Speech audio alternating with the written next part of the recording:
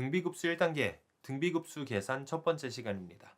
자, 예제 문제를 보면서 등비급수가 어떤 건지 간단히 설명을 해드리겠습니다. 자, 이렇게 문제를 보니까 등비수열이라고 주어진 겁니다. 이 등비수열들, 공비가 몇인지는 조금 이따 살펴보도록 하고요. 이 등비수열들이 지금 무한히 더해졌죠.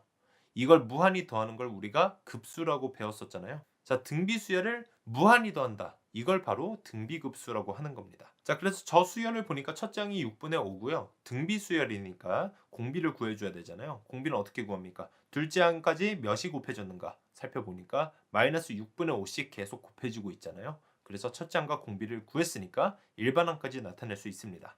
자, 이렇게 구한 일반항, 이 등비수열의 일반항을 첫 장부터 무한대까지 무한히 더하는 게 바로 등비급수가 되는 거잖아요.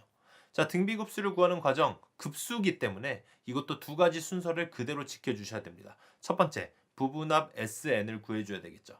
자, 그런데 등비수열의 합, 이거는 구하기가 쉽잖아요. 우리가 수원 때도 등비수열의 합 공식이 있었죠.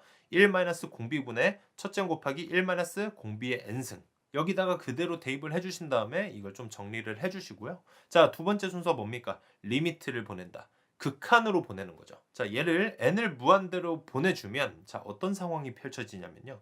뒤에 있는 공비의 n승, 저 공비가요. 지금 마이너스 1에서 1 사이에 있죠. 분모가 더 큰 숫자잖아요. 자, 저렇게 되면 어떻게 된다? 0으로 간다. 무한대로 보냈을 때.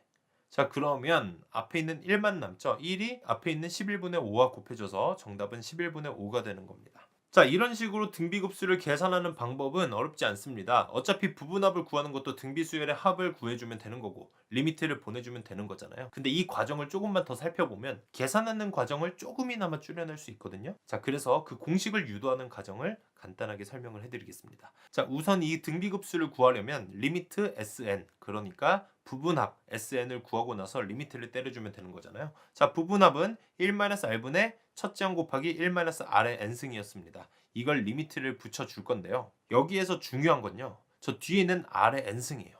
r의 n승. 그러니까 저게 지금 0으로 가냐 마냐가 중요한 거거든요. 자, 그런데 저 등비급수가 수렴하려면요. 저 공비가 무조건 플러스 마이너스 1 사이에 있어야 돼요. 그래서 제가 무조건 0으로 가져야 됩니다. 그렇지 않으면 저게 발산해버려서 값을 구할 수가 없게 되는 거예요. 저게 수렴하려면 r의 n승이 0으로 무조건 가져야 된다. 그래서 마이너스 1이랑 1 사이에 공비가 있어야 된다. 이 생각을 해주셔야 되는 거고요. 그래서 얘를 계산하면 어떻게 됩니까? 그렇죠. 얘만 딱 남는 겁니다. 1-r분의 a. 자, 이게 등비급수를 구하는 공식이 되는 겁니다. 자, 이 과정 다 필기하고 암기까지 다 끝나셔야 됩니다. 어렵지 않은 공식이니까 이 과정까지도 암기를 꼭 해주세요. 자, 암기까지 하셨으면 다음 예제 문제 풀어보겠습니다. 다음 등비급수의 수렴 발산을 조사하라고 했습니다. 자, 등비급수잖아요. 그렇기 때문에 등비수열의 합 SN을 구하고 나서 앞에다가 리미트를 붙여주는 건데요. 이 값을 구할 수 있으려면 제가 뭐라고 했습니까? 뒤에 있었던 마이너스 R의 n승, 저 R의 n승이 무조건 0으로 가줘야 된단 말이죠. 자, R의 n승이 0으로 가려면 공비가 마이너스 1에서 1 사이에 있어야 되는데 여기 공비가 몇입니까? 공비가 마이너스 3루트 5분의 7이란 말이에요. 자, 이게 마이너스 1이랑 1 사이에 있는지 약간 조금 애매합니다. 분모에 루트가 있잖아요. 분모에 저렇게 무리수가 있으면 직접적인 비교가 불가능하니까 이럴 때는 우리가 보통 어떻게 만들어준다?